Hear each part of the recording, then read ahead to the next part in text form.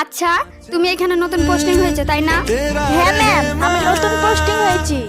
তুমি কোনোদিন আতঙ্কবাদীর সাথে লড়াই করেছো? না ম্যাম, আমাকে অনেক ভয় লাগে। আরে পাগলি, এই কাজে ভয় করলে হবে?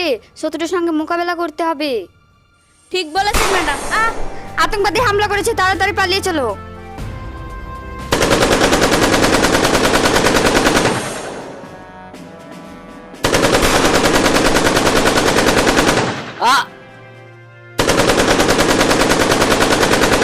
এই দাঁড়া। তিসা, ওকে গুলি মারো। না ম্যাম, আমি পারবো না, আমাকে ভয় লাগছে।